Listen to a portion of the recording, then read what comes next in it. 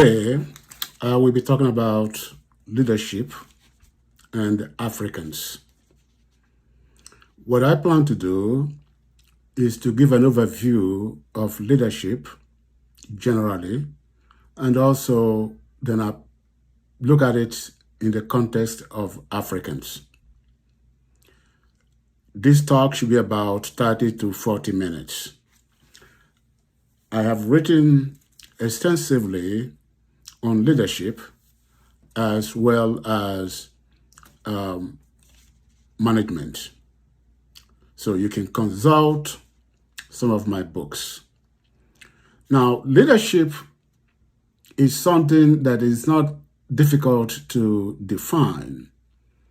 Leadership entails the ability to see a problem, what needs to be done in society, in a place where there are more than one person, and the desire to solve that problem.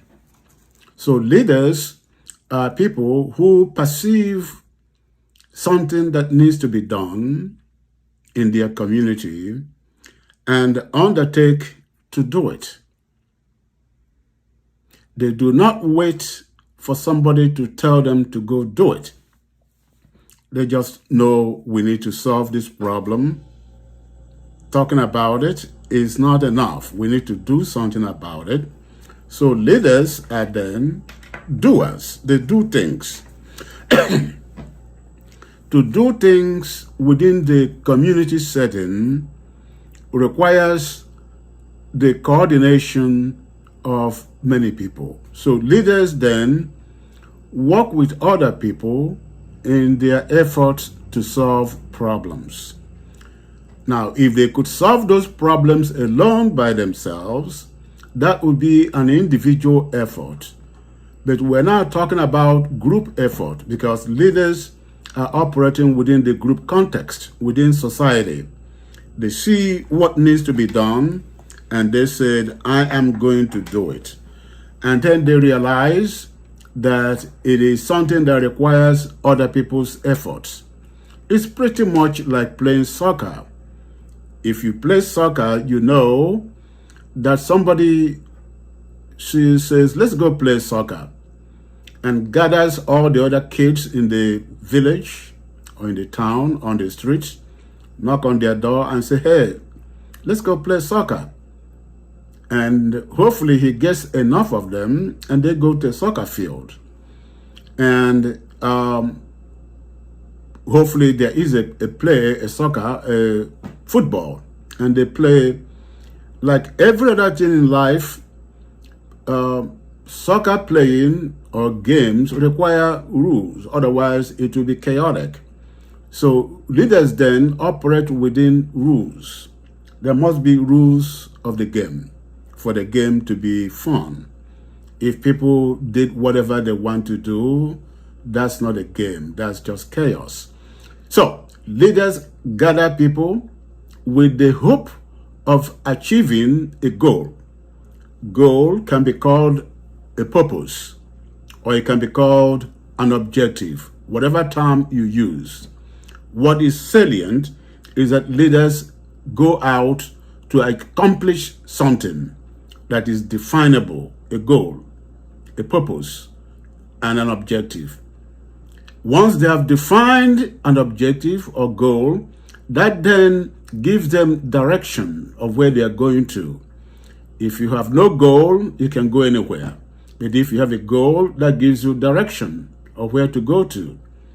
The goal also determines how to accomplish it. We have indicated that you need people to accomplish goals. So that's one. So leaders then must have the ability to work with people, interpersonal skills, social skills, persuasion skills, the ability to influence people to come along with you in trying to accomplish those goals are parts of leadership skills. In addition to people, leaders must already know that to accomplish a goal requires capital, money. You need money to accomplish anything in this world. So then leaders say, where do we get that money? financial resources to do something. So leaders then have to understand money, finances. Let's take a concrete example. Somebody looks at his town and says, we need a hospital here. There are no hospitals in this part of the world. We need to have one here. So he goes about trying to organize the people to have a hospital. That entails getting the money. So they will have to do an estimate of how much the hospital will cost. Money. Let's say a couple $1 million. Okay, so you have ascertained that you need capital money. Where do you get that money to start building the hospital? Obviously, if you don't have it, most people will borrow it. There are many ways of borrowing money which leaders have to understand. In the context of the modern world, leaders understand that you can borrow money through banks, through venture capitalists, through floating stocks and bonds. There are many, many ways to get money. But for our purposes, the idea is that somebody has to get the money to build the hospital. It requires money. Then if we're talking about the hospital, we're talking about where do you get the skills, the labor to run that hospital. Running hospitals requires you to have medical doctors, MDs, in the various fields of medicine, cardiology, orthopedics, all kinds of fields. So are they available in that community? So where do you get the human resources to operate the hospital?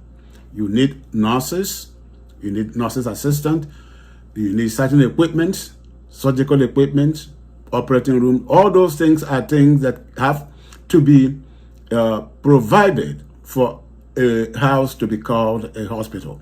So once you get the resources, which includes money, finance, you then get people to build it. People who have the evidence that they had built hospitals before. You don't just give anybody who says, I can do it. There must be a credential, like people who have done it. So you hire people to build it. These are all team activities. So the hospital is then built. The equipments are bought. And then you have a situation where you have to have a human resource department to hire the people to operate the hospital. So that's, in a nutshell, a little bit about, if you want to build a hospital, what you need to do. But the critical point from the point of view of leader is the identification of a problem that needs to be solved and a desire to solve it. Leaders have a burning desire to solve problems. We all can dream. We all can hope. We all can wish. That's good. But what differentiates leaders from the average person is that leaders, in fact, do put their dreams and their wishes into action. So are you a leader? Do you have wishes, goals? Do you put them into actions, or do you just talk about them? Talk is easy. We all can dream, and we all do dream. Can you actualize your dream?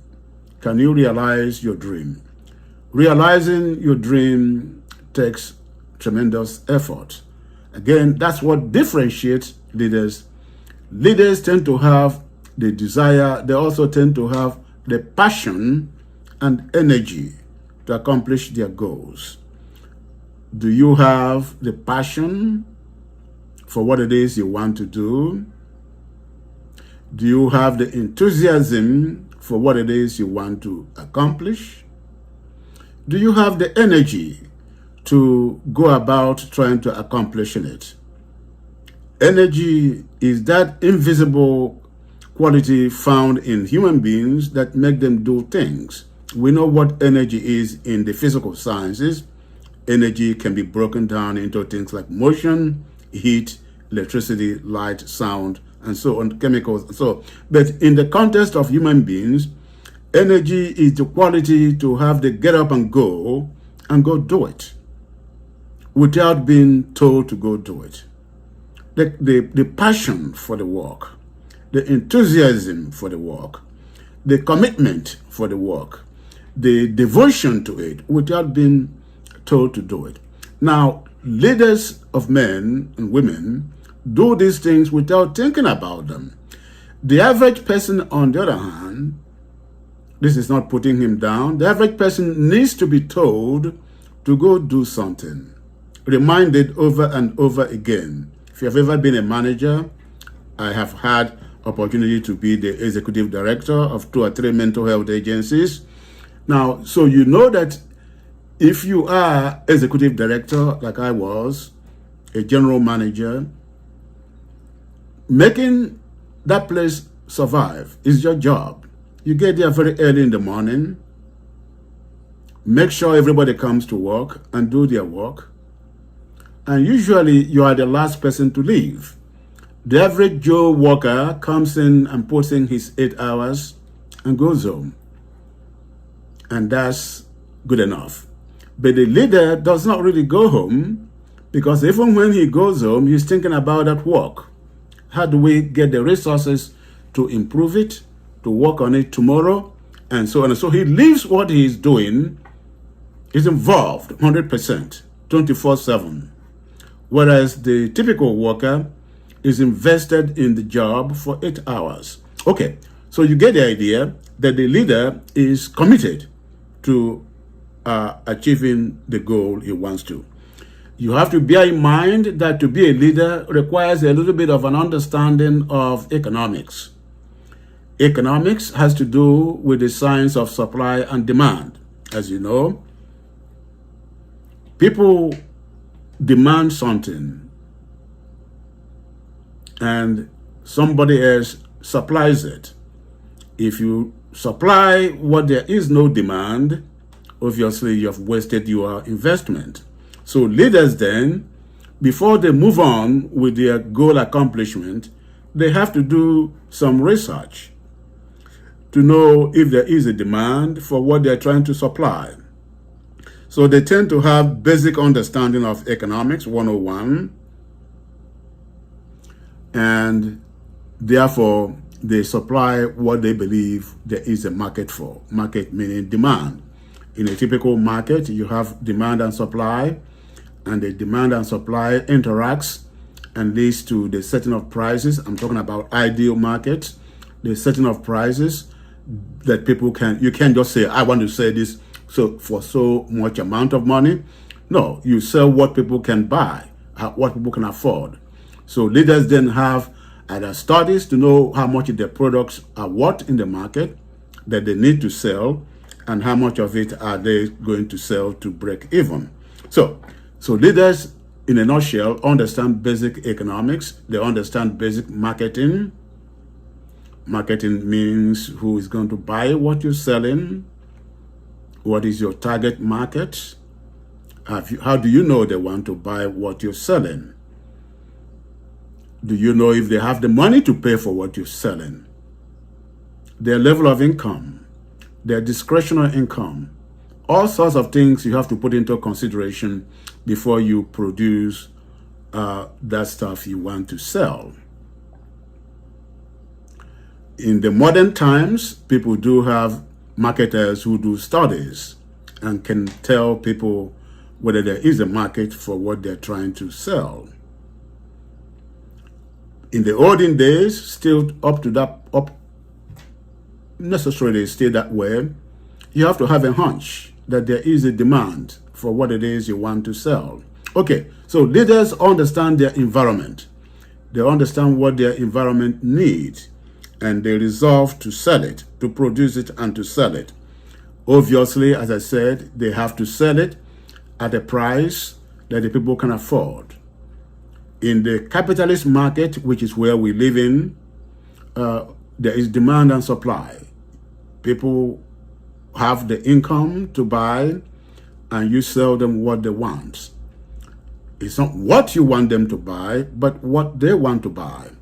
Because if you produce what you think they should buy, Sometimes you could use advertising to persuade them to buy it, and they will. But generally, you don't start out that way. You start out with knowing what the people want to buy. And that is why most people do what is called business plan.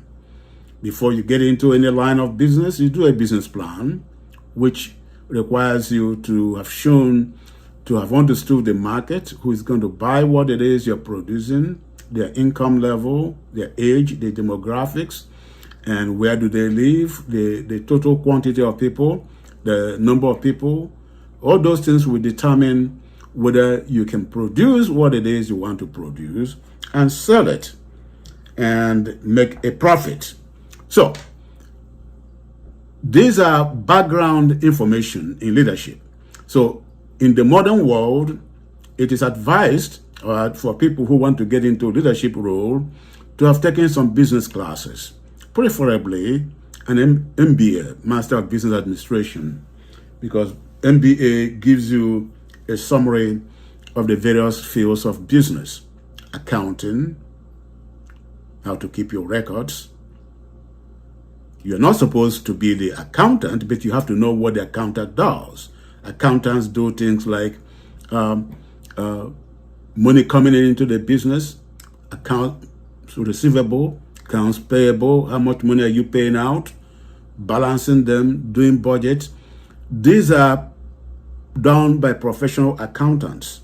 But you as a leader must be able to understand what it is they're doing and be able to read their books.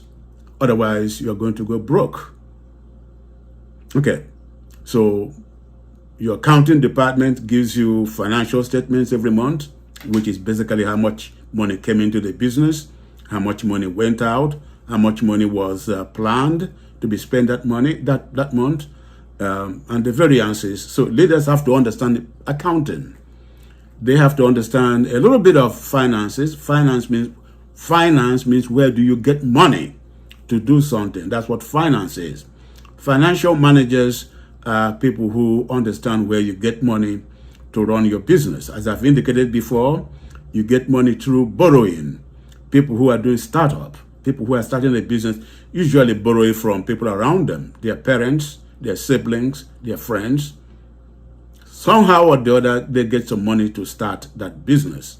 That's sometimes in the age of electronics, people borrow money from what those we call venture capitalists. There are many people with millions of dollars out there who want to invest that money. So you have to network with them to see if they can invest in what it is you are trying to produce. Schmoozing with the rich, those who have money, is a necessary skill for a leader. Because as I said, you have to have the money to do what it is you want to do. So some understanding of human resources, personnel, hiring the right people, training them, making sure training them to understand what it is you're trying to do, following the laws of labor laws. You have to understand labor laws, following the labor laws of your community, because you cannot treat labor any which way you like. There are laws, say 8 hours, healthy work environment, and rules. You have to understand if it is a business that produces something, production management. Those who work in the factory, the production manager, engineers, what kind of factory do you need? What are they producing? Making sure it is operating effectively. General principles of management. You have to understand that people are motivated by certain things. There are things you do and you get people to work for you. And there are things you do and people will not work for you. Part of the things you do is obviously payment. People need to be paid. But that's not all there is to motivation. It includes respect, love, caring for them, making sure that the work environment is healthy, and listening to them. If you have been a manager, which I've been, you will learn quickly that the ability to listen to people you are leading is very critical. If they don't feel like you're listening to them, they're not going to work with you. So you must listen to people, talk less, hear them, and come to a consensus as to what to do. Actually, my PhD dissertation dealt with organizational psychology, in which I looked at the Japanese management style and look at the way they manage people to get them to cooperate and put in so many hours. But that's a topic for a different day. Today, I'm limiting myself to only a very few minutes, giving an overview of leadership. Okay, what's the difference between leadership and management? Leadership, as I've indicated, is that ability to have vision and see what needs to be done and going about to doing it. Management is the technocrat, the person who is trained to help the leader to accomplish his goals. The leader could also be the manager.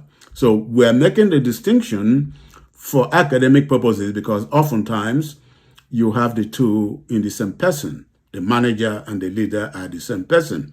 But for academic purposes, the manager is a person who understands the field, trained for it, and can manage it. I've talked about accounting. If you're an accounting manager, must have some kind of training in accounting, CPA. Financial manager, most of them have at least MBA and know quite a bit about the money market, stocks, bonds, and all those things. Human resource manager, they understand individual human beings, how to hire them, train them, retain them, pay them appropriately. We talk about marketing managers, those who do marketing studies, and they're able to know what needs to be sold, in what way it has to be sold, the packaging. So there are those who do those things. The general manager or the leader has an understanding of all these little things a little bit. So he could be a manager himself, but the distinction between him and ordinary manager is that he has a clear understanding of the goals of the organization. The organization is a group of people brought together to do some work and accomplish a goal. The typical worker doesn't necessarily understand the goals of the organization. The manager may understand the goals of his own department. Marketing manager understands marketing department. Human resource manager understands human resource department. Finance understands where to get money. Accounting understands all those things.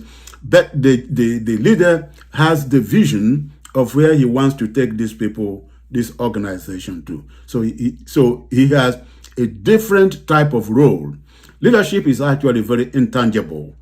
It is something that you have. Some people say some people are born with it. Maybe. Some people say you can learn it. Maybe. Whether you are born with it or you can learn it, the critical point is to know what leaders do and to resolve to go about doing them. If you want to be a leader, managing people, supervising people. If you have any kind of supervisory experience, you know that there are people who cannot be supervisors. There are people who cannot be managers for many reasons. They're unable to tell people what to do. They're unable to give direction. They're motivated by a desire to be liked and loved. Well, if you're going to be a manager, you have to tell people what to do. You have to direct them. You have to supervise them. Sometimes you have to fire them. So if you are ordinary Joe worker, you may not have the psychological ability to supervise and to manage, hire, and fire. Sometimes you have to fire your friends if they're not doing that job. So leaders then have to be fairly tough-minded. Okay, there are many types of leaders, many types of managers. I'm not going to go into them in detail. Okay, you can talk about task management. Somebody like myself who set goals and said, this is what we need to do. What are the steps do we need to do to accomplish it? And there are those who are emotional management, the interpersonal relationship. They look at people, their feelings, work with them, get them to help to accomplish the goal. So we all need both the emotional manager and the task manager. Okay, so let me try to summarize what I've said about leadership and management. I've said that leaders set goals.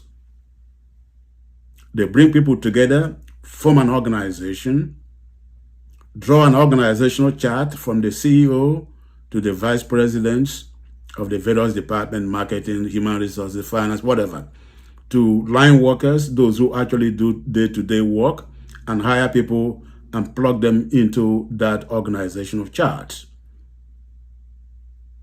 With the help of the human resource department, they do job descriptions. They define every job specification, so people know what they're hired for, and they're held accountable, and they're supervised and evaluated.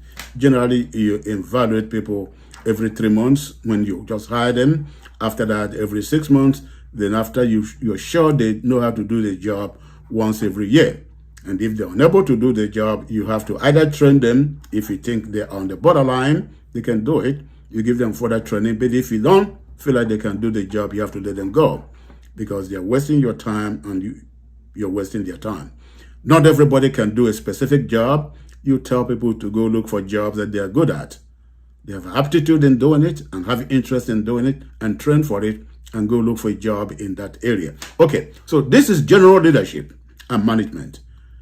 Each of them could take us 1 year to talk about, but I'm giving an overview